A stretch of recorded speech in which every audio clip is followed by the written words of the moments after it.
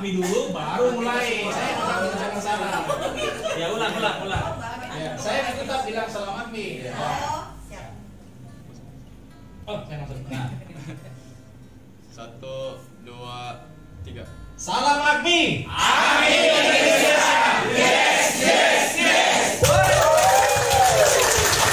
Kita sebenarnya masyarakat memberikan amanah kepada pengelola. Kemudian bayangkan kalau anak-anak itu masuk, itu kan dia mau menghabiskan waktu di situ, itu juga amanah. Dia minta, oke, saya serahkan waktu saya, pastikan saya ini berkualitas seperti yang Bapak janjikan.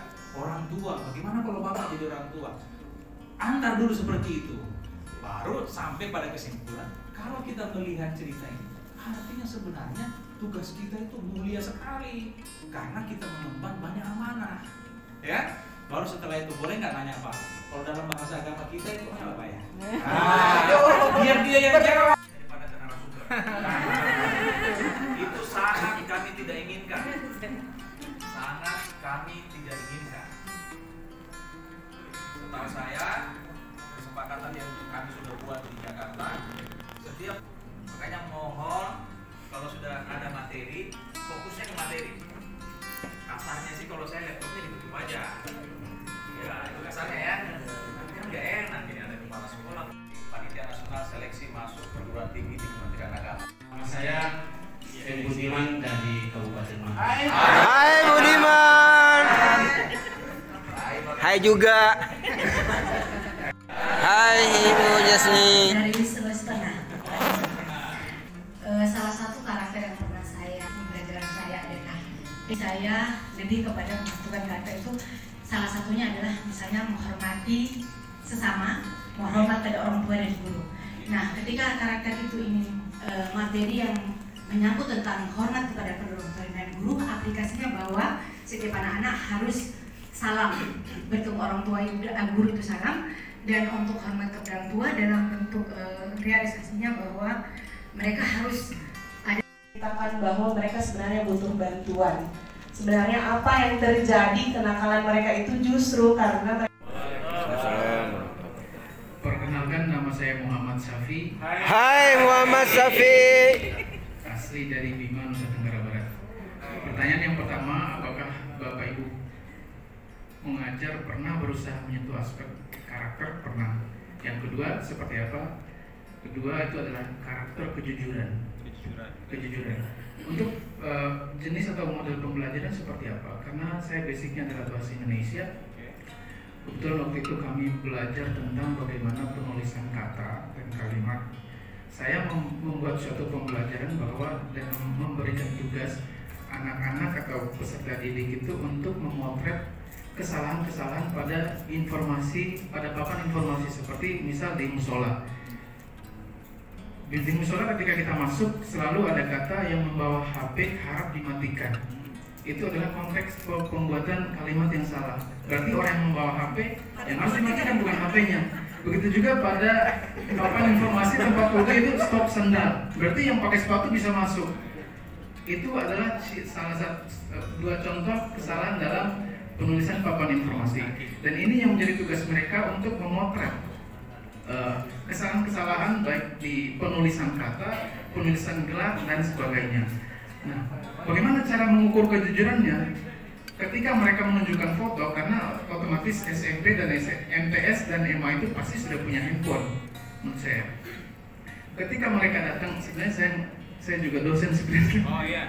Ini sebenarnya yang saya lakukan di dosen, tapi sebenarnya ini bisa diterapkan di MTS dan MA.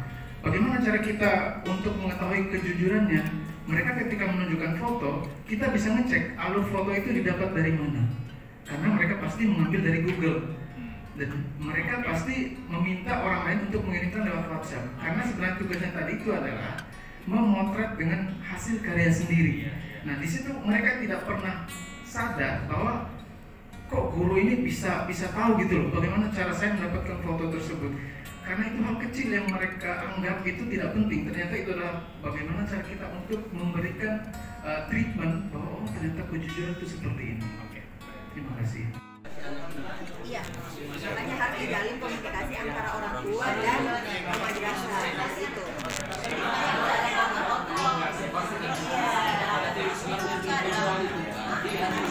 mic-nya yang masuk.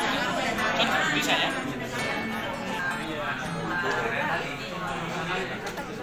Boleh sadar kamera?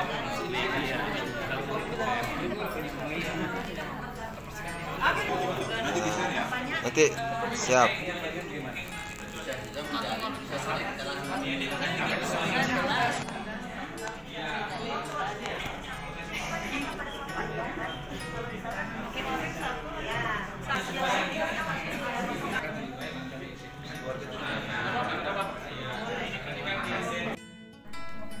Broken home, perceraian, kemudian kematian. Nah, di sini apa yang kami lakukan terhadap masalah tersebut adalah masalah yang dihadapi oleh siswa tersebut. Kemudian yang kedua adalah melakukan pendekatan dan memberikan pemahaman kepada orang tua akan berikut larangan bullying seperti itu. Kemudian yang kedua adalah menerapkan kedisiplinan pada siswa kepada yang melakukan bullying. Berikut Kita juga termasuk di dalamnya. Termasuk. Iya. Terjadi prestasi anak, kemudian tentang tentang literasi sosial budaya. Ini yang pertama yang terjadi di dalam keluarga yang banyak guru yang kurang ramah anak. Mungkin ini juga akan kita temui dalam di madrasah. Waktu saya selama 6 tahun, tolong didik saya seperti yang Bapak janjikan di visi-misi. Kan sekarang kan ngomong begitu dia anak itu. Apalagi yang namanya orang tua, banyak sekolah di daerah saya. Tapi saya lebih anak saya nakal, karena nakal dia tidak mendapat perhatian yang sama. Saya sakit hati, kalau nakal bantu dong. Tetap harus perlakuannya sama. Itu jadi sebelum kita menilai apa itu betul, ini keren ini anunya nih. Bahasanya sederhana tapi keren pesannya Pak, pesan moralnya. Jadi sebelum kita menilai apakah itu kalau yang terjadi itu pada anak kita. Mau nggak anak kita 6 tahun belajar, setelah belajar ternyata tidak ada apa-apanya. Karena apa? Gurunya mengajar semau gue. Kita sedih, ya kan? SK itu amanah itu. Seakan-akan kementerian negara mengatakan Bapak Ibu, kami amanahkan Bapak Ibu pastikan madrasah itu berhasil ya. Ya, sesuai dengan misi kementerian. Begitu. Kalau cuma Bapak nggak menjalankan tugas, itu kan biasa-biasa. Pertama, kami di kelompok 1 sepertinya bikin katakan ibit saja. Semua 2, 3, 4 sudah mewakili semua. Tapi sebagai kewajiban yang harus digugurkan. Pertama, untuk keluarga itu biasanya kesibukan orang tua tadi sudah disinggung semuanya.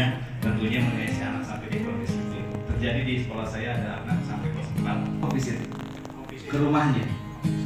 Yang ketiga, memberikan motivasi sehingga saat ini anak itu tidak pernah terlambat baik sampai saat ini sisi kata. Yang kedua, pertama sudah saat ini semuanya tentunya pendampingan khusus kepada anaknya.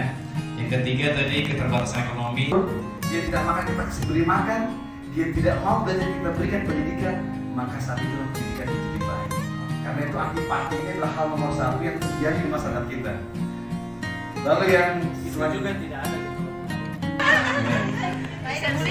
Lalu yang terakhir sekolah tentunya kalau secara real ya pakannya dinaikkan. Yang terakhir Pak, saya ingin mengutip katanya Jalaluddin Rumi bahwa kebenaran itu seperti sebuah firman Tuhan yang jatuh ke bumi berkeping berkaca-kaca.